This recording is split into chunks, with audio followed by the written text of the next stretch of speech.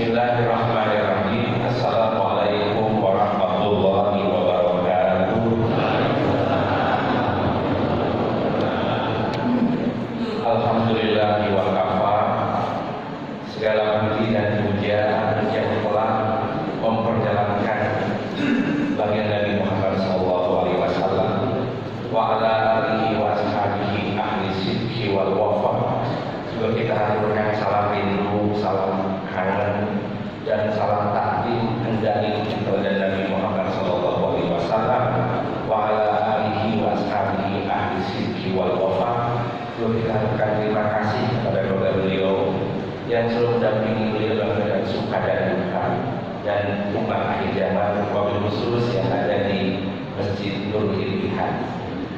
Pada sore Ketua DKM dan Pak Akses, Ketua Yayasan Sesepuh, ada Buya Abdul Ghaffar, Profesor Jenderal dan Hadratul Afatilul Aizza, dan yang tak lupa yang besar terima kasih kepada Bunda Majlis Taklim Nurul Ilham yang menjadi perantara kami bisa silaturahmi di Masjid yang mulia ini. Baik, kita izin, alhamdulillah sudah cukup 2,5 jam yang lalu mewakili saya dan akhirnya saya. Dari budaya Anda berbicara tentang Isra dan Mi'raj, tadi kalau kita sedikit yang beredukasi menyampaikan dalam satu surat Isra ayat 1, Bismillahirrahmanirrahim. Subhanalladzi asra bi 'abdihi lailan minal masjidil haram ilal masjidil aqsa alladzi barakna hawla. Untuk apa kata Nabi Isra? Linuriyahu min ayatina innahu was-sami'ul. Sadaqallahu alazim. Isra dan Mi'raj itu Bunda Ayahanda dan petugas dari Haji Ansori bagaimana menerjemahkan ini. Ini satu peristiwa besar.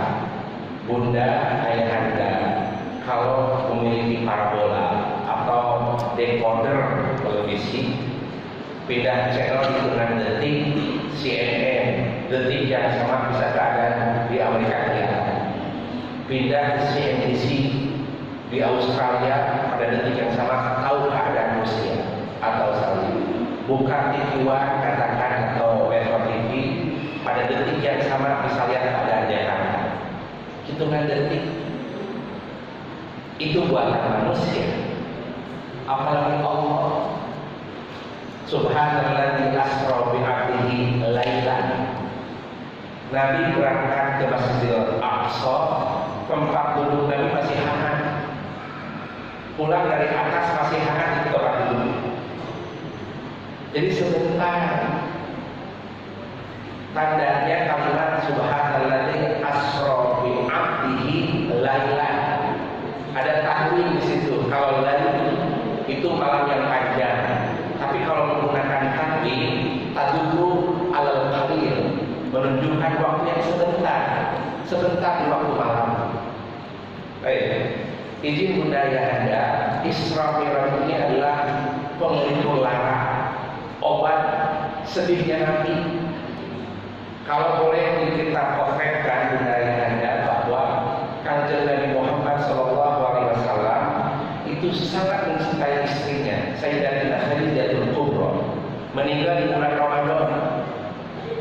Jelang beberapa bulan kemudian, Kanjeng Nabi pun ditinggalkan paman beliau Abu Thalib bin Abdul Muttalib.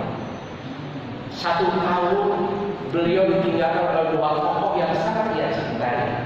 Sayyidatina Khadijah mendampingi beliau sejak mulai pernikahan usia 2 tahun hingga diangkat menjadi nabi. Beliau adalah mendekati Nabi, beliau mendampingi Nabi, beliau mengobati pelituran Nabi, meninggal dunia. Yang kedua, Abu Thalib, paman beliau yang membackup di sisi ketika beliau dakwah di luar. Nabi tidak ada yang mencaci, memaki, mempersekusi karena masih ada pamannya, Abu Thalib. Dia tokoh yang sangat ditakuti di kota Mekah. Dua-duanya meninggal. Sehingga para sahabat menyebut tahun tersebut dengan Amul Husni, tahun kesedihan. Sedih sekali. Kalau boleh kita potret, kita sudah 1 tahun lebih sedih terkena corona. Ditambah efeknya rontok sendi ekonomi. Tadi Pak Ewan menyebut efek dari corona muncul hujan di negeri ini, banjir, gempa bumi, longsor. Itu bikin sedih warga negeri. Mudah-mudahan mengupas Isra dan Mi'raj menjadi obat. Bunda Yahda, amin ya rabbal alamin. Mari kita dengarkan ungkapan Sayyid Muhammad Nabi Abdul Ghazali, seorang kekasih Allah yang tinggal di Kairo, Mesir. Beliau adalah Thariqah As-Sadziliyah. Beliau menyampaikan, innal quluba tamallu kama tamallul abdan, bahwa hati itu merasakan keletihan, hati itu merasakan bosan, hati itu merasakan jenuh. Hati kita merasakan jenuh. Bunda atau bunda ini ada duduk di rumah, work from home 1 tahun, learning from home 1 tahun, mendadak hidup di kepala sekolah di rumah. Itu kan lumayan letih dan capek. Bagaimana Kang Rasid ketika hatimu letih dan capek, lihat pemberitaan corona naik terus, ekonomi merosot terus, dibuka umroh kembali tutup lagi, kita sedih kenapa nyereden hati, punten sedih itu teh, punten sekali ketika terjadi kesedihan, efeknya mahal sekali, terjadi stres, efeknya punten corona mendatanginya, kita stres ya, imunnya turun. Maka semoga mengupas Isra dan Mi'raj, iman naik, memantapkan tauhid, jadi iman naik. Efek dari iman naik muncul imun yang kuat. Kalau imun yang kuat datang aman. Iman, imun, aman. Itu semoga menjadi satu iman Isra dan Mi'raj. Tapi Kang Rasid ketika itu Kanjeng Nabi sedih sekali. Beliau mendapatkan, saya sedikit izin kisah dulu sejenak tapi gali hikmahnya. Beliau ditawari oleh warga Taif, wahai Muhammad, kalau di Mekah banyak yang musir, datanglah ke kampung kami di Taif. Kota Mekah menuju Taif itu sekitar 1,5 jam menggunakan GMC Yukon. Kalau menggunakan unta sekitar 1 minggu, dia naik ke atas ke gunung. Tiba di Taif bukan mendapatkan pujian, tapi mendapatkan cacian dan makian. Kanjeng Nabi dilempari, dicaci, dibohongi, bikin hoax, bahkan bukan saking dengkinya warga Taif, Kanjeng Nabi dilempari kotoran unta. Bahkan ada yang melempar menggunakan batu sampai kena kepada giginya Kanjeng Nabi Muhammad SAW. Kemudian bercucuran darah dari bibirnya, kakinya bercucuran darah. Kemudian beliau melarikan diri dari Taif menuju satu lembah namanya Wadi Nahla. Wadi Nahla itu bunda satu lembah yang penuh dengan kurma, 1 hektar lebih. Kang Rasid bersama musafir, dengan musafir di Trans 7 hampir mampir ke situ dan kemudian melihat suasana hektaran pohon kurma.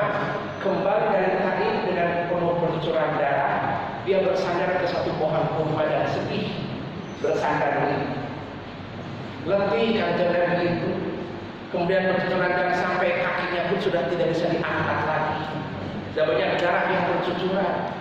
Kemudian tangannya bersandar ke satu batu di samping pohon kurma itu, bersandar begini. Kalau Bunda Ayahanda memiliki kursi, suka ada tempat tangan di sebelah kanan kirinya. Itu kalau dalam bahasa Arab namanya al-qu, tempat bersandar tangan. Kanjeng Nabi saking sedihnya dan capek setelah dicaci oleh warga Taif, bersandar tangannya ke batu, beliau datang malaikat Jibril kepada Kanjeng Nabi. Allah sayang kepada Kanjeng Nabi.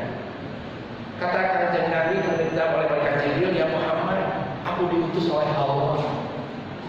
Aku melihat Allah pun menyaksikanmu, engkau bercucuran darah.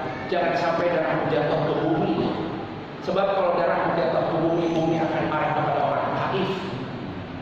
Maka Kanjeng Nabi itu sibuk menatasi darah jangan sampai kena ke bumi. Saubannya, bajunya jangan sampai darah masuk ke tanah. Berceceran ke darah ke tanah itu karena tanah akan marah kepada orang Taif. Setelah dia bersandar, punten sekali, itu batu merasakan kesedihan Nabi. Sampai sikutnya membekas di batu. Batu itu merasakannya. Dan Kang Rasid hadir bersama musafir ke tempat batu itu sekarang menjadi masjid. Nah, di Ansori namanya masjidnya Masjid Al-Qu. Itu batunya membekas karena batu pun merasakan kesedihan Nabi. Datang malaikat Jibril, ya Muhammad, kalau engkau izinkan akan aku lempar itu gunung, namanya Jabal Ahsabain. Jabal Ahsabain itu gunung yang tinggi membelah dua, samping Sofa dan Marwah, yang ada istana. Sekarang ada istana di situ, di belakangnya membentang gunung yang tinggi, di bawahnya stasiun metro Anfa, yang mengarah Adijiyah, itu gunung tinggi, itu namanya Jabal Ahsabain. Kalau Kanjeng Nabi mengizinkan, akan aku angkat itu gunung karena malaikat Jibril dan dilemparkan ke orang Taif. Punten Bunda Ayahanda, apa jawaban Kanjeng Nabi? Sudah sedih, sudah dicaci, sudah dimaki dan terlukai. Kalau kita mampu tentang rasis saja, ketika ada tawaran advokasi hukum, hantam aja dia, gitu kan? Tapi kalau Kanjeng Nabi mendengarkan, menjadi pemimpin itu harus sabar dengan karakter warganya, dengan karakter umatnya, harus sabar. Jangan kau gunakan hukum itu, jangan kau gunakan kekuatan tanganmu itu. Sabarlah dengan umatmu itu. Begitu pemimpin. Kanjeng Nabi mengatakan itu lagi, jangan ya Jibril, Allah mahdi qaumi fa innahum la ya'lamun. Ya Allah, berilah mereka petunjuk karena mereka belum tahu tentang aku. Kami berharap tahu kemudian berbondong-bondong dari warga Taif masuk ke dalam agama Islam, termasuk rombongan jin masuk agama Islam dari arah Taif. Itu kesabaran Kanjeng Nabi Muhammad SAW. Setelah dari sana Kanjeng Nabi sedih, kembali ke Makkah dan menghadap ke kiblat. Mudah-mudahan punten Bunda Ayahanda berkenan hadir kembali ke kota Makkah. Kang Rasid boleh kasih tahu di mana duduknya Kanjeng Nabi? Setelah sedih, dicaci, dimaki, ditinggal istrinya, ditinggal pamandanya, Kanjeng Nabi duduk di depan Ka'bah, menjerit kepada Allah. Tempat yang sangat Kanjeng Nabi sukai, ya, seperti kalau di Masjidil Ittihad, di sebelah pojok sering suka sepuh di pojok situ, di belakang tiang itu Pak Anu, dan suka posisinya di situ. Nah, Kanjeng Nabi Muhammad kalau masuk Masjidil Haram, tempat yang sangat dia sukai adalah antara Rukun Yamani dan Hajar Aswad. Rukun Yamani sebelah kiri, Hajar Aswad sebelah kanan, Maqam Ibrahim sebelah lurus, Hijr Ismail di belakang. Nah, beliau di sini di antara Rukun Yamani dan Hajar Aswad. Kenapa Kang Rasid Kanjeng Nabi milih tempat itu? Sebab kalau Kanjeng Nabi duduk di tempat itu, pertama Ka'bah keambil, yang kedua Masjidil Aqsa keambil. Jadi dari Hijaz Talak Emas kalau digaris lurus itu Masjidil Aqsa Palestina. Karena punten Kanjeng Nabi itu sebelum ada petunjuk, kemudian setelah dapat perintah salat, itu 2 tahun pertama hijrah, kiblatnya bukan ke Ka'bah, kiblatnya ke Masjidil Aqsa, lurus. Maka duduk di situ. Tapi kalau duduk di depan Maqam Ibrahim ke arah sini hanya Ka'bah saja. Setelah ketika hadir duduk menjerit kepada Allah, punten, kalau Ka'bah itu kiblatnya salat, kalau langit kiblatnya doa. Nabi mohon kepada Allah, turunlah malaikat Jibril dan malaikat Mikail sampai kepada Kanjeng Nabi, ya Muhammad, ada salam dari Allah Subhanahu wa Ta'ala. Ada berita salam kepada Kanjeng Nabi. Kemudian bayangkan Bunda Ayahanda, kalau Pak RW dapat salam dari Pak Presiden. Pak RW, tadi di Pak Jokowi titip ada salam buat Pak RW di kawasan Puri Cempaka, Puri Kartika. Kita mana kesulitan itu hatur nuhun Pak Presiden. Baru berita salam saja, yang tadinya sedih, letih, capek, baru berita salam. So, aku bayangkan Bunda Ayahanda, seorang ayah bekerja keluar pagi hari, pulang malam hari, letih, capek, macet, hujan, mana bau keringat lagi, gitu kan? Bekerja, pulang ke rumah tidak capek.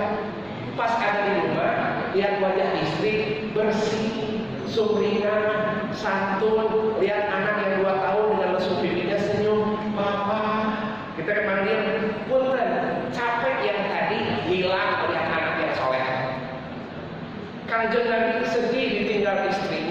ditinggal pamandanya, dapat salam dari Allah, hilang. Satu tahapan.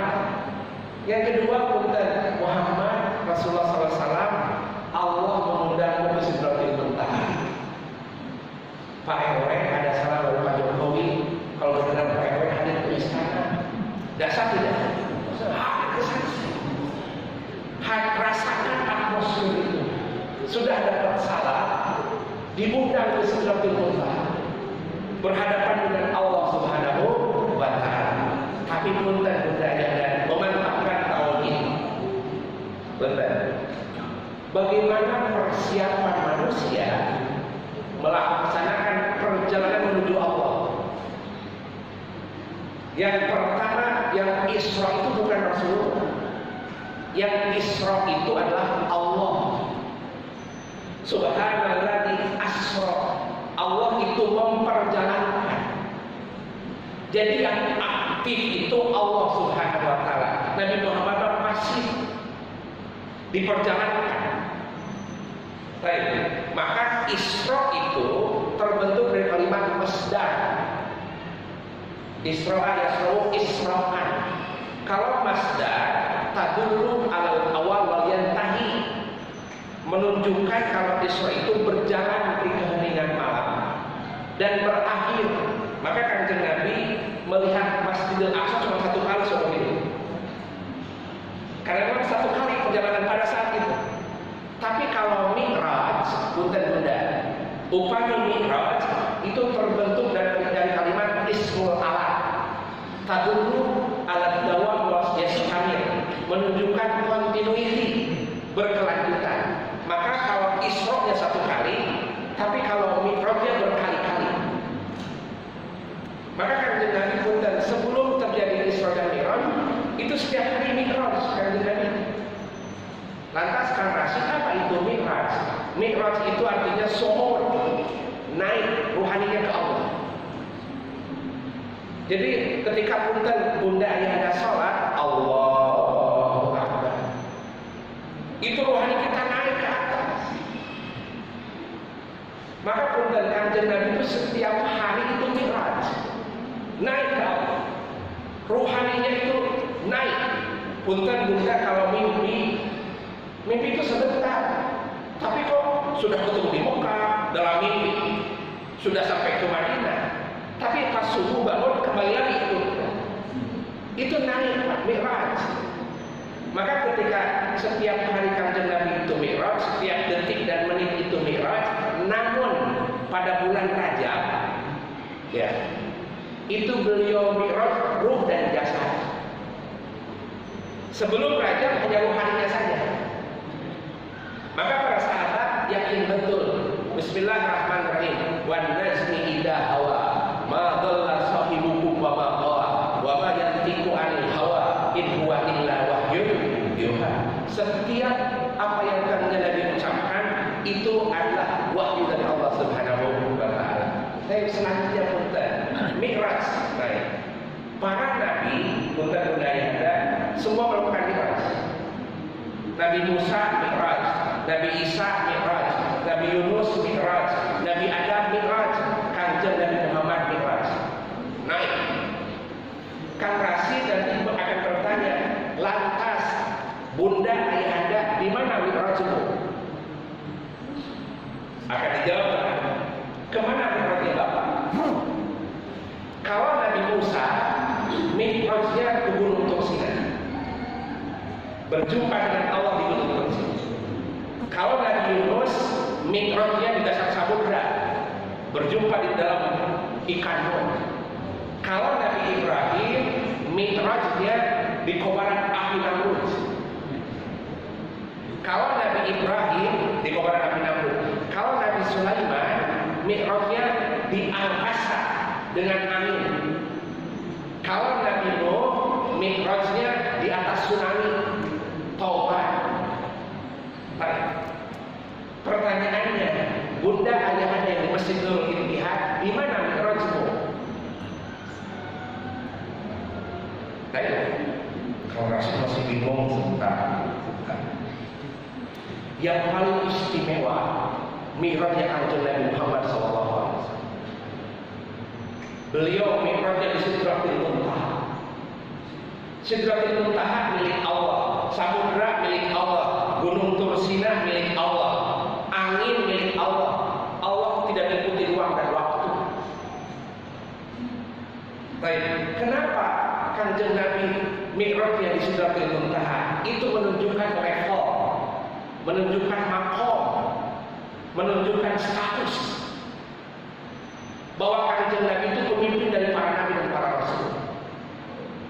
Mari kita lihat punten. Lihat mikraj Nabi Ibrahim. Kebanyakan para nabi ketika mikraj itu pada saat sedih. Biasanya kalau sedih, ibu kalau sujud sampai bercucur air mata. Ya Allah, suami saya ini PHK. Sudah tidak ada gaji, kulkas sudah kosong ya Allah. Mana harus beli handphone karena anak-anak harus dari itu menjerit. Dan punten kalau menjerit itu nikmat sekali. Ya Allah, itu nikmat. Tapi jangan menjerit di sosial media. Itu bahkan jadi viral.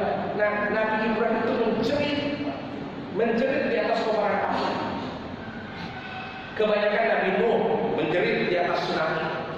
Nabi Musa menjerit di atas gunung Tursina. Nabi Yunus menjerit di dasar samudra. Warga Nur Ittihad, Masjid Nur Ittihad menjerit di kobaran corona. Mudah-mudahan ini corona menjadi mikrotnya kita. Gitu ya. Baik, punten. Itu makna hikmah karena tugas dari ajaran tadi kasih kali itu makna. Mari kita lihat. Nabi Ibrahim pernah berkata, buat apa mempertanyakan kepada Allah ilmu ini supaya hati ini kuat, teguh tauhid kita, tidak ragu. Mari kita lihat. Ibu tahu Mekah itu ada? Ada. Ibu tahu bahwa New York City itu ada, Amerika? Ada. Dia dari mana tahu yang dari berita akan kasih? Itu namanya ilmu yakin. Tapi ibu belum pernah ke Mekah, belum. Berarti dia belum ainul yakin. Ada bapak tetangga, sebut saja Profesor Jenal. Kan saya sempat melihat Ka'bah. Bahkan saya sempat hampir di sana. Berarti Profesor Jenal sudah ainul yakin, sudah tahu dan melihat. Ada di atas itu. Saya kan kata Buya Abdul Ghaffar itu, saya tinggal 1 tahun di situ. Lebih dari melihat dong. Berarti Buya Abdul Ghaffar sudah hakul yakin. Ilmu yakin hanya melihat saja dari berita. Kalau perjalanan adalah ainul yakin karena melihat. Kalau Buya Abdul Ghaffar tinggal 1 tahun di sini, hakul yakin. Kanjeng Nabi itu sudah di level hakul yakin. Maka punten level keimanan itulah yang menunjukkan nanti jawaban Allah Subhanahu wa taala. Maka Nabi mengutarakan dalam satu hadisnya, dalam paparannya, Rajab syahrullah, Sya'ban syahri, wa Ramadan syahrul ummati. Bulan Rajab itulah bulannya Allah. Kenapa disebut bulannya Allah? Karena pada bulan itu Allah menjawab Rasulullah. Sya'ban syahri, sedangkan bulan Sya'ban lah bulanku, kata Nabi. Kenapa disebut bulanku? Karena Allah memberikan privilege kepada Kanjeng Nabi perpindahan kiblat. Itu bulan Sya'ban. Sedangkan Ramadan, kata Nabi, wa Ramadan syahrul ummati. Ramadan adalah bulan untuk umatku. Kenapa disebut bulan untuk umatku? Karena di situ banyak privilege, banyak ampunan, banyak pertaubatan, banyak rezeki. Itu di Ramadan, khusus buat umat. Nah, semoga menggali hikmah Isra dan Mi'raj menjadi booster, menjadi imun vitamin C untuk masuk di bulan Rajab, di bulan Ramadan. Selanjutnya punten Karasin. Salah satu guru kupas, Nabi Ibrahim pernah bertanya kepada Allah, Rabbi arini kaifa tuhyil mauta. Wahai Allah, tunjukkanlah kepadaku bagaimana Engkau menghidupkan yang mati. Rabbi arini kaifa tuhyil mauta. Wahai Allah, tunjukkan kepadaku bagaimana Engkau menghidupkan yang mati. Allah bertanya kepada Ibrahim, awalam tu'min ya Ibrahim, apakah Engkau tidak percaya kepadaku? Bala ya Allah, aku percaya. Walakin liyatma'inna qalbi, akan tetapi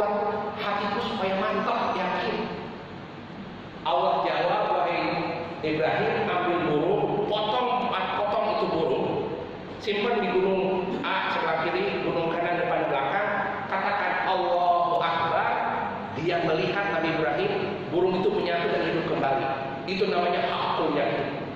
Maka Nabi Ibrahim tingkat ketauhidannya itu sangat tinggi dan beliau ditempatkan di langit ketujuh. Nabi Musa, Rabbi undur ilaika, kata Allah, engkau tidak akan bisa melihatku lantaran engkau tidak lihat. Maka bukan kalau Nabi Yunus dibawa juga Mi'raj. Setiap Mi'raj suka bawa oleh-oleh. Nabi Yunus Mi'raj, kemudian sadar kepada Allah, la ilaha illa anta subhanaka inni kuntu minadh dhalimin. Itu oleh-oleh Nabi Yunus. Kemudian punten Nabi Musa ketika di Gunung Tursina, Rabbi shrah li sadri wa yassir li amri wahlul 'uqdatam min lisani yafqahu qawli. Nabi Adam Mi'raj oleh-oleh, Rabbana dzalamna anfusana wa in lam taghfir lana wa tarhamna lanakunanna minal khasirin. Nabi Ibrahim tidak jumpa dengan Allah tapi lewat tabir. Nabi Musa tidak jumpa dengan Allah lewat tabir. Nabi Yunus jumpa dengan Allah tapi lewat tabir. Tapi kanjeng Nabi Muhammad tidak tanpa tabir. Ini menunjukkan bahwa kanjeng Nabi Muhammad levelnya tinggi dan umatnya pula. Setiba punten dari Masjidil Haram ke Masjidil Aqsa menggunakan buruk, berhenti dulu di mana? Ke rest area namanya Tiba. Tiba itu Madinah sekarang. Muhammad Injil Fasalli, turun wahai Muhammad dan sholat di situ. Diberitakan oleh malaikat Jibril, ini berita, pemberitaan sebelum kejadian. Engkau nanti hijrah ke sini. Pemberitaan. Kemudian setelah Tiba, Buraq kemudian menuju ke Gunung Tursina. Dari Madinah menuju Mesir di Gunung Tursina. Kata malaikat Jibril, Injil ya Muhammad Fasalli. Ini adalah tempat Mi'rajnya Musa alaihissalam. Jadi sini diperlihatkan linuriyahu min ayatina. Setelah dari Gunung Tursina, kemudian berangkat lagi ke kawasan Bethlehem, Palestina. Kemudian Injil yang Muhammad Fasolli, Rasulullah turun dan sholat. Kemudian punten di situ, wahai Muhammad, ini tempat kelahiran Nabi Isa alaihissalam. Setelah dari Bethlehem, punten nih rutenya Masjidil Haram, kemudian ke Tiba, dari Tiba ke Gunung Tursina, dari Gunung Tursina ke Bethlehem, dari Bethlehem ke Masjidil Aqsa. Di sinilah baru beliau jadi imam. Itu namanya Isra. Satu kali saja. Nah, setelah Isra, kemudian Mi'raj. Kendaraan kalau Bunda yang hendak ke Baitul Maqdis, kemudian itu Buraq diikat di satu dinding, namanya sekarang menjadi Masjid Buraq atau Haitul Buraq, dinding Buraq. Sebelah kanan kiri Masjidil Aqsa ke arah kiblat. Sebelah sananya tembok ratapan Yahudi. Baik, dari situ kemudian Mi'raj ke atas bersama malaikat Jibril berdua saja. Karena kalau Buraq terbang itu kebakar. Malaikat Jibril dibawa dengan Rasulullah ke langit. Di langit pertama, malaikat Jibril memperkenalkan kepada Rasulullah Nabi Adam alaihissalam. Wahai Muhammad, itu Nabi Adam alaihissalam. Naik kedua, ke langit kedua, dipertemukan wahai Muhammad, itu Nabi Isa dan itu Nabi Yahya. Ayat kedua. Langit ketiga, wahai Muhammad, itu Nabi Yusuf alaihissalam. Kalau diungkap lagi tentang bahagian syar'i, langit pertama itu syariat, langit kedua hakikat, langit ketiga makrifat. Itu level. Setelah di langit ketiga, malaikat Jibril membawa Rasulullah SAW ke langit keempat. Ketemu siapa? Wahai Muhammad, itu Nabi Idris. Di langit keempat, Taraqi naik lagi ke atas ke langit kelima. Ya Muhammad, itu Nabi Harun alaihissalam. Dari langit kelima naik lagi ke langit keenam. Ya Muhammad, itu Nabi Musa. Ini adalah level stages. Kalau engkau mau mi'raj ke Allah, syariat lakukan, ke hakikat, ke makrifat, kemudian kepada hakikat dan rahim, tawakal sampai ke cinta. Oke. Setelah ayat ke-6 baru ayat ke-7. Ya Muhammad, itu Nabi Ibrahim alaihissalam. Terjadilah dialog di situ. Cuman ketika sampai langit ketujuh punten sekali budaya Anda, Nabi Malaikat Jibril pamitan, ya Rasulullah, maaf, aku hanya sampai sini saja. Aku tidak bisa ke atas. Maka kenapa kanjeng Nabi sebut nurun ala nur? Kanjeng Nabi Muhammad itu cahaya di atas cahaya. Karena malaikat Jibril kan dari cahaya. Iya, punten, cahaya malaikat itu dari cahaya Rasulullah. Pertama Allah ciptakan itulah Nur Muhammad. Dari Nur Muhammad Allah ciptakan bumi. Dari Nur Muhammad Allah ciptakan malaikat. Dari Nur Muhammad Allah ciptakan matahari. Jadi matahari itu dari Nur Muhammad. Maka kanjeng Nabi kalau berjalan di bawah matahari tidak ada bayang-bayangan. Karena matahari dari Nur Muhammad. Malaikat Jibril dari Nur Muhammad. Maka ketika sampai ruh Allah tidak bisa. Maaf wahai kanjeng Nabi, saya sampai sini saja. Kemudian bunda ayah Anda dari langit ketujuh kanjeng Nabi sendirian. Allah beli nyali rawai. Naik ke luhur ke Sidratil Muntaha. Nah, ini adalah puncak. Puncaknya itu adalah ketika akhirnya sedang sedih berjumpa dengan Yang Maha Agung. Maka seorang yang sedih ketika sholat Allahu Akbar itu ulang sekali. Istrinya tiada, paman dan tiada, jumpa dengan Sang Maha Pencipta, hilang itu sedih. Ketika jumpa dengan Allah, punten bunda Anda, kanjeng Nabi nyarios naon tah. Kanjeng Nabi bicara apa di hadapan Allah? Kalau Pak RW diundang di istana, ketemu Pak Jokowi, Pak RW akan bicara naon atau Pak Jokowi teh? Entah grogi, diam. Rasulullah Sami, punten, kanjeng Nabi bicara apa di hadapan Allah? Ketika berhadapan dengan Allah, Nabi Musa di balik tabir, Nabi Ibrahim di balik tabir, Nabi Yunus di balik tabir, kanjeng Nabi tanpa tabir. VVIP. Ketika berhadapan dengan Allah, apa yang diucapkan dari kanjeng Nabi dari lisan yang mulia? Beliau mengatakan at-tahiyatul mubarakatus salawatut thayyibatul. Seluruh kehormatan dan seluruh keberkahan, at-tahiyatul mubarakatus salawatut thayyibatul, dan seluruh salawat dan kebaikan teruntukmu ya Allah. At-tahiyatul mubarakatus salawatut thayyibatul, tumpah ruah. Maka kalau bunda ayah Anda sedih karena corona, datang ke Nurul Intihad menghadap kiblat, at-tahiyatul mubarakatus salawatut thayyibatul. Maka kanjeng Nabi menyebut sholat itu as-salatu mi'rajul mu'minin. Sholat itu adalah titik tolakmu berhadapan dengan Allah. Maka temukan mi'rajmu itu di mana? Di Nurul Intihad atau di pojok kamar bunda? Nah, ketika jumpa dengan at-tahiyatul mubarakatus salawatut thayyibatul lillah, punten bunda, Allah menjawab apa pada kanjeng Nabi?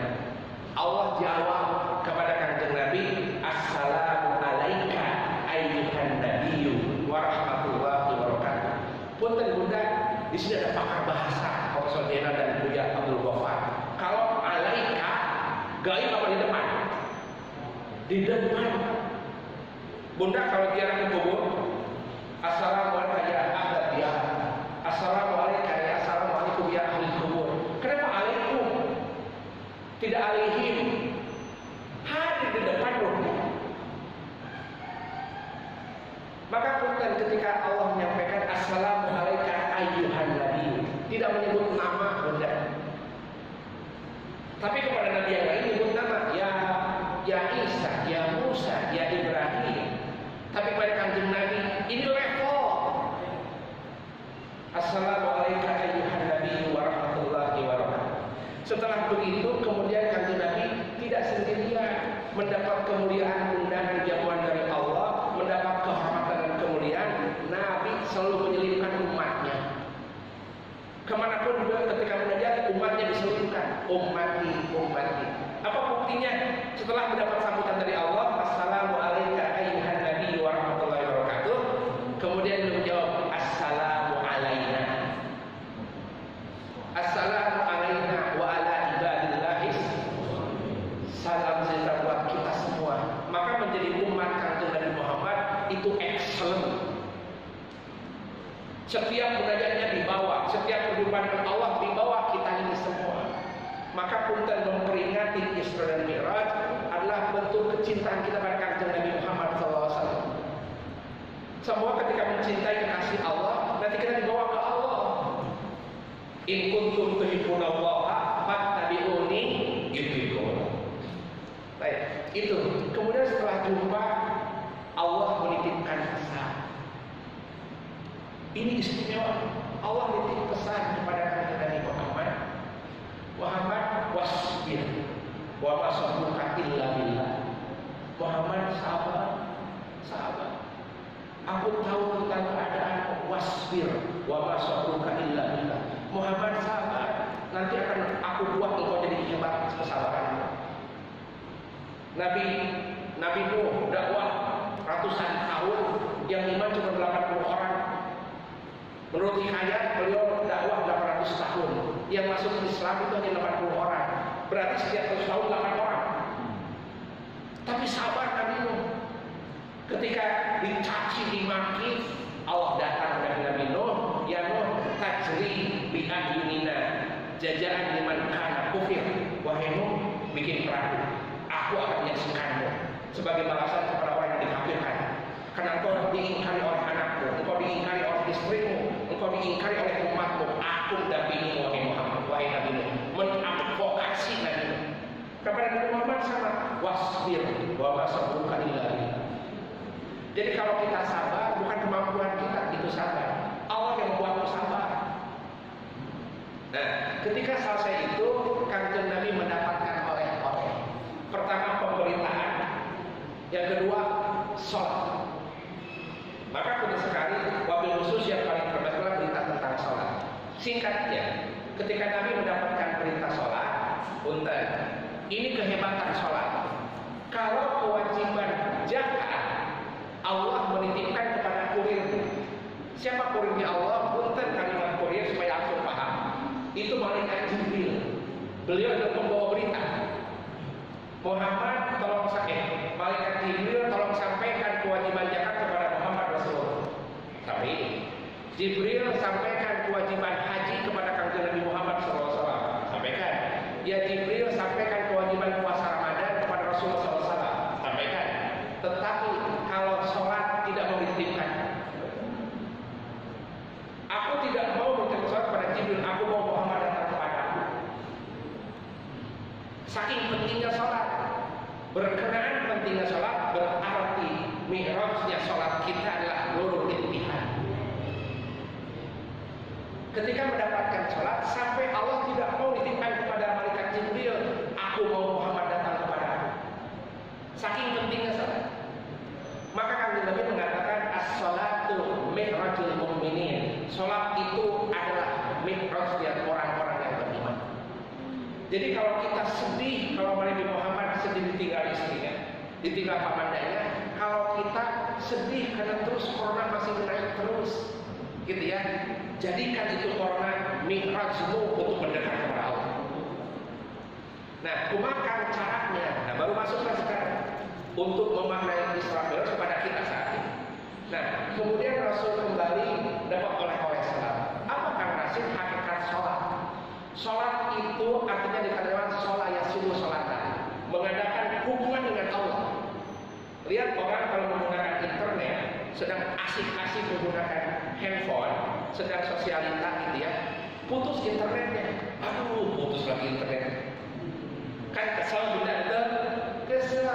Begitupun ketika kita sedang asik kepada Allah, connect kepada Allah di bulan Ramadan, asik tahajud, asik baca Quran, itu sedang mendapatkan koneksi dengan Allah. Kemudian terputus oleh kesibukan duniawi, itu namanya disconnect. Dan kalau disconnect, pertama menjadi gelap gulita. Biasanya gelap gulita itu datang penyamun dan begal. Kalau gelap gulita, lampu listrik putus, ya, gelap kampung Puri Kartika gelap. Nah, kalau gelap gulita itu suka hadir penyamun dan begal. Hati yang tidak connect ke Allah gelap hati. Dan kalau gelap datang penyamun. Apa itu? Murtad. Tidak yakin ke Allah, sombong, itu gelap gulita hati. Nah, maka sholat itu alat untuk selalu koneksi dengan Allah Subhanahu wa Ta'ala. Tapi Kang Rasid, saya sering puasa daun, saya sering puasa Senin Kamis, puasa Rajab dan Syaban, penuh, tapi tidak sholat. Saya kan punya perusahaan, pendapatan 1 miliar, saya zakat 100 juta, sering bayar zakat, tapi tidak sholat. Sering bolak-balik umrah dan haji, tapi jarang sholat. Oke ya? Sering sahur, sering puasa, tapi tidak sholat. Punten. Ini dasarnya sholat itu. Ibadah selain sholat nol. Ya, Bunda dalam tasnya sudah ngantongin 12 nol. Nol puasa, nol zakat, nol sedekah, nol yatim piatu ngasih, sampai nol silaturahim ada 12 nol. Itu ibadah, tapi nothing kalau tanpa sholat. Sholat itu angka. Sholat itu angka. Punten, kalau sholat di awal waktu di Nurul Ittihad dapat angka 1 di depan. Tadi kan punya 12 nol, simpan angka 1 di depan. Jadi berapa? 1 triliun. Tapi kalau sholatnya kesiangan dan nonton bola dulu semalam itu sehingga subuh jam 7 gitu ya, gabung sama duha, kelihatannya duha, dia dapat angka 1 ya, tapi letaknya angka 1 di ujung. 0,1 mending. Oke, tetapi dia rajin puasa, rajin zakat, rajin umrah, tapi tidak sholat sepanjang 1 tahun, dia nothing. Maka ibadah tanpa sholat nothing, ibadah plus sholat everything. Maka Nurul Ittihad menjadi mihraj kita, jagain. Karena ini adalah menjadi sosok guru negeri. Ketika terjadi tsunami di Aceh yang utuh masjid, tsunami di Kobe, Jepang yang utuh masjid, ketika jebol bendungan di Cileundeun Ciputat yang utuh masjid. Siapa yang hatinya connect dengan masjid, Allah jagain kehidupan orang itu. Itu intisari dari mi'raj itu. Maka punten sekali, sok atur, terus adakan mi'raj dengan Allah Subhanahu wa Ta'ala. Baik, terakhir. Kang Rasid punten, kumaha supaya kita sholat itu ada connect ke Allah khusus. Bunda punten tadi, kalau mau mengadakan perjalanan menuju Allah, lewat pintu sholat, lewat pintu zakat, lewat pintu puasa Ramadan. Nah, Kanjeng Nabi Isra Mi'raj itu mengadakan perjalanan kepada Allah. Imam Ibnu Athaillah As-Sakandari dari Kaironsi, beliau adalah hikmah as-Saziliyah. Beliau menganalogikan menuju Allah itu berbukit dan mendaki. Maka wama adrakamal aqabah, faktur aqabah. Jadi mendaki kepada Allah itu capek. Nah, tetapi kata Imam Al-Ghazali, capeknya itu sebentar saja, tapi setelahnya nikmat. Seperti naik gunung, menuju Allah itu seperti naik gunung. Pertama kali yang berat, aduh, naik gunung ya, tinggi banget ini gunung Salak. Apa Cimahi itu tinggi banget. Pertama itu berat. Aduh, ada subuh lagi, berat. Narik selimut teh berat. Pertama kali berat. Tapi kalau sudah kena air wudhu, sudah pakai baju dan parfum, itu jadi ringan. Yang berat itu pertamanya. Kata Imam Al-Ghazali, justru setan itu berperilaku di awalnya. Maka lawan itu. Begitu seperti naik gunung. Naik gunung itu pertama berat, tapi setelah naik, Allah kasih oleh-oleh. Sebelah kiri ada air mancur, sebelah kanan ada tanaman-tanaman yang indah. Itu enak, itu rest area. Itu rest area ke atas. Tapi punten, kalau ke rest area jangan terlalu lama. Sebab kamu nyampe ke gunung, gitu ya. Menuju Allah itu ada rest area-nya. Makom yang pertama taubat.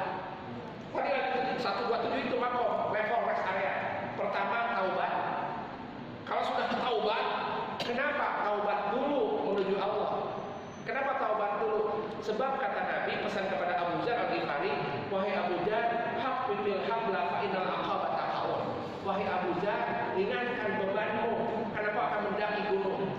Apa beban itu? Beban itu dosa. Kalau penuh dosa, rezeki sedikit. Kalau penuh dosa, dirundung penyakit, gegana, gelisah, galau merana.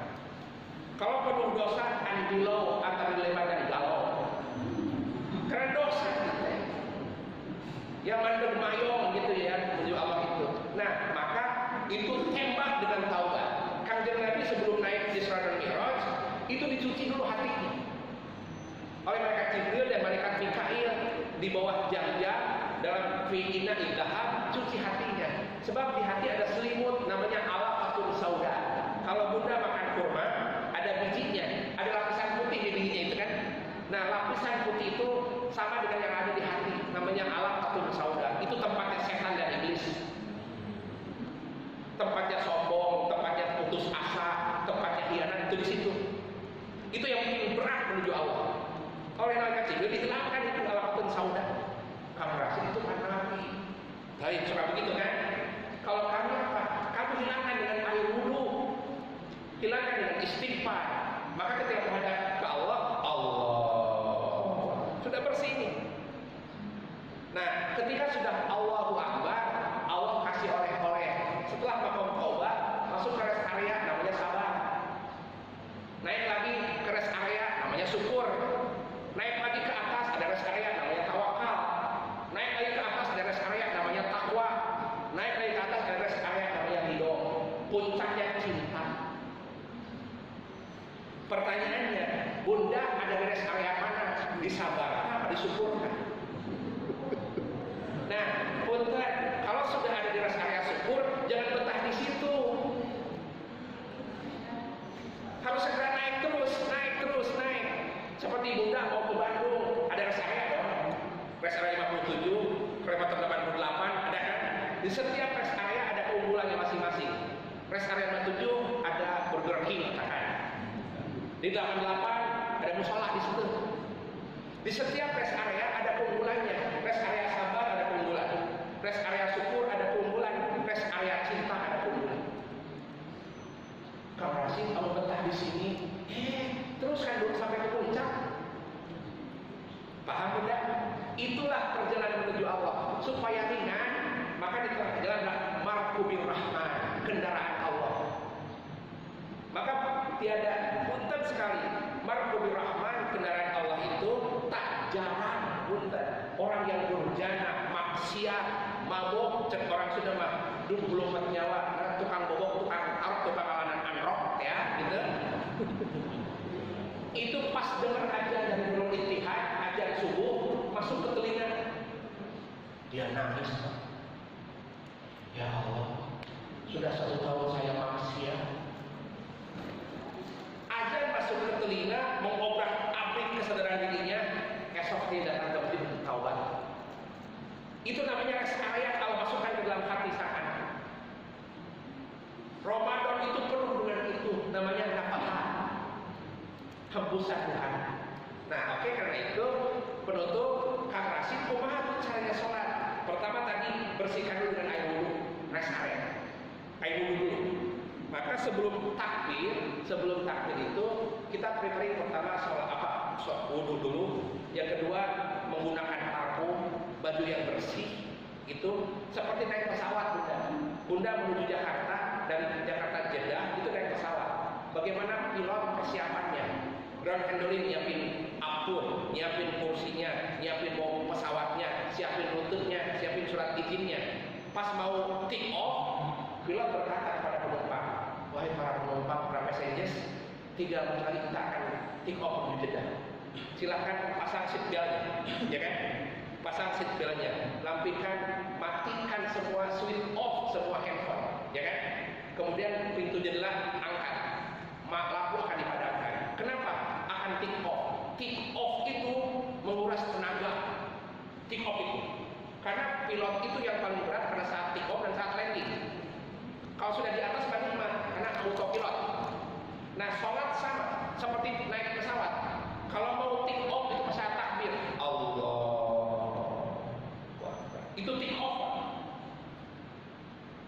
Sebelum takbir, apa preferensinya? Bersihkan dulu kakimu dengan wudu, bersihkan hatimu dengan taubat, bersihkan pikiranmu dengan istighfar. Karena aku akan take off. Jangan langsung lagi nonton televisi, loncat, Allahu Akbar, cuma take off ya kan itu. Terus deh. Jadi kenapa menurut Ittihad bikin wudu yang nikmat, duduk nyaman, bersihin dulu. Allah maafkan ya daya mimma asikat kuliah. Ya Allah maafkan tangan ini sering nampar orang, sering dari tangan yang tidak haknya. Soal taubat kan. Ayahanda kami di pesantren Cipasung, Tasikmalaya, jadi Pak Mayudin. Nah, sebelum kau pergi sholat menghadap Allah, taubat dulu kan. Bagaimana taubatnya? Dia pegang bibirnya. Nih contohin. Astaghfirullahaladzim wa atubu ilaihi. Tangan. Astaghfirullahaladzim wa atubu ilaihi. Kaki istighfarin itu. Si ibu pas diajak ngaji, maaf bunda, sampurna. Pas diajak belanja, kagak ada resepsi, oke ayo, pakai kaki lah. Nah istighfarin kaki yang seperti itu mah, istighfarin. Astagfirullahaladzim wa atubu ilaihi. Lambe turah, astagfirullah. Kata dia, kalau sudah istighfar, pertegas dengan air wudu. Asal. Sedang ke bawah, sudah menghadap, nah baru pas sholat datang masjid, baru takbir take off Allah. Nah kalau sudah take off, sudah takbir, sudah naik di atas, nikmatin layanannya. Ada hidangan ketika Rasulullah naik ke Mi'raj itu, dapat hidangan jumpa dengan Allah. Kita juga dapat hidangan apa? Rabbana lakal hamdu mil'us samawati wa mil'ul ardi wa mil'u ma syi'ta sayyibah. Subhan rabbiyal qadim bihamdi. Itu hidangan tahiyat. Duduk antara tahiyat, Rabbi firli warhamni warzuqni warfa'ni warzuqni wahdini wa'afini wa'afani. Itu hidangan. Setelah menikmati hidangan, jangan lupa landing, jangan terbang terus. Harus sampai ke airport. Apakah landingnya? Assalamualaikum. Assalamualaikum. Itu landing. Guru kami, ayahanda kami Kiai Fakih Wahyudin, kalau ada Pak Bupati, Pak Camat, Pak Gubernur bertanya, Pak Kiai, ini masalah umat bagaimana? Dia tidak buka Google.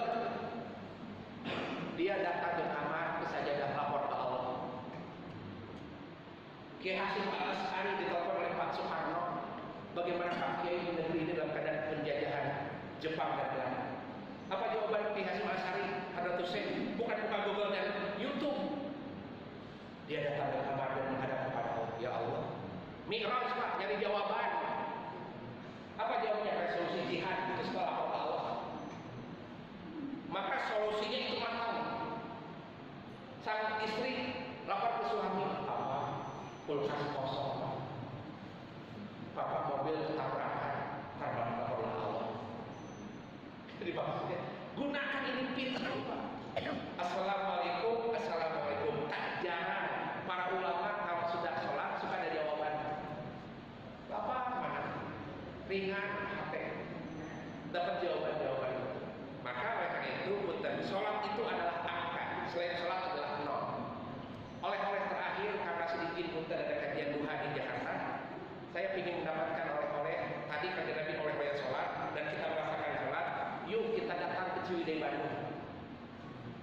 Ciwidey Bandung supaya nancep tauhid kita di hati anak-anak kita. Nancep tauhid itu, hakul yakin. Di Ciwidey Bandung ada pesantren namanya Al-Ittifaq, pimpinan Kiai Fuad Andi. Dia punya torikoh sayuriah, depan sayur. Al-Ittihad Kiai Fuad Andi setiap bulan pendapatnya 1,5 miliar. Kumaha 1,5 miliar dari mana? Entah bukan perusahaan, entah bukan kantor, bukan sawah.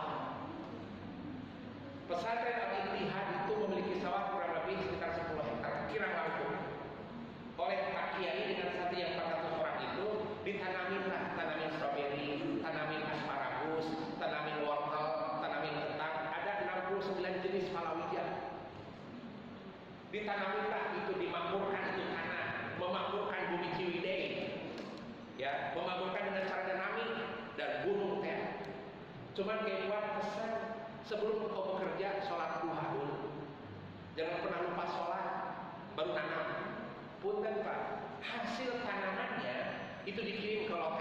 dikirim ke Giant, dikirim ke Hero, nomor 1 kualitasnya.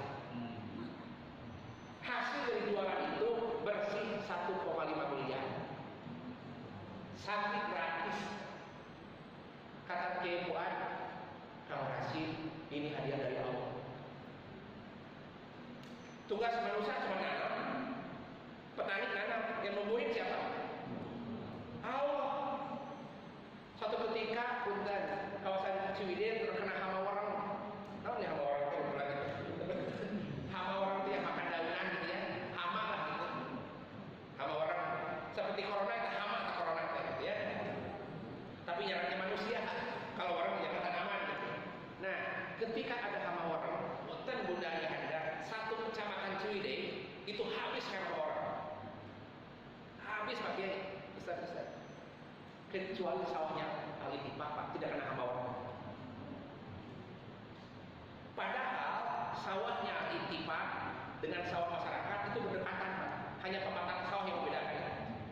Pematang sawah 3 lengan. Berapa senti? 30 senti, tingginya 40 senti. Ya, ini sawah masyarakat, ini sawah pesantren. Menurut logika itu hama tinggal loncat ke sini, gitu kan? Betul kan? Tinggal loncat tuh Pak, jangan cari tinggal loncat tuh hama. Tinggal jatuh corona di Wuhan, loncat ke Jakarta. Corona dari Wuhan, loncat ke Jakarta. Pakai apa coba? Pakai udara. Ini hama tinggal 30 cm, kenapa tidak loncat ke sini? Kata Kiai, Masya Allah. Panggil santri, cek. Ini kena hama, ini kena tidak kena hama. Iya Pak Kiai, ya, Masya Allah. Jadi sepanjang tahun panen terus, masyarakat tidak panen. Diperiksa ini tauhid Pak. Tauhid harus perlihatkan ke hati anak. Nah, ini pertolongan Allah. Ini hidangan dari Allah. Kalau Rasulullah dapat hidangan salat, kalau kita dapat hidangan ini.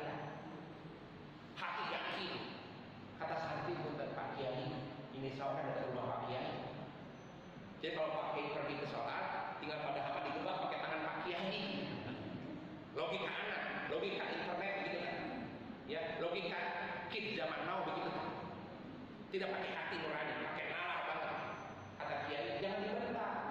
Kamu kalau begitu, tahu gitu. Nah, oke. Kalau kamu belum percaya dengan Allah, kamu lebih percaya dengan teknologi. Ini di depan rumah Kiai. Kan rumah Kiai kan banyak yang sawah kan seger kan tidak itu yang di gunung sawah Kiai. Coba kamu tengok ke gunung kan. Jauh dari rumah Pak Kiai ada 10 kilo. Naik ke gunung, dia periksa datang sama tidak dengan orang.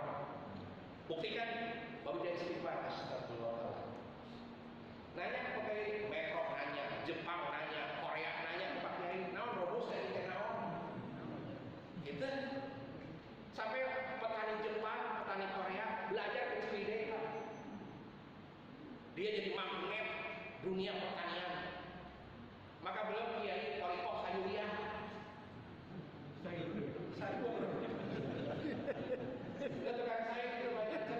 Maka punten kalau mau supaya yakin zaman lihat silakan suntikan. Supaya yakin kan. Nah setelah begitu ternyata orang-orang inilah setiap orang yang menanam petani itu dia sholat dulu. Tanaman dari tangan orang-orang yang sudah sholat, walaupun nggak mau makan. Rumah tangga yang bapaknya sholat, yang istrinya sholat, yang anaknya sholat, jauh dari pelakor kan. Allah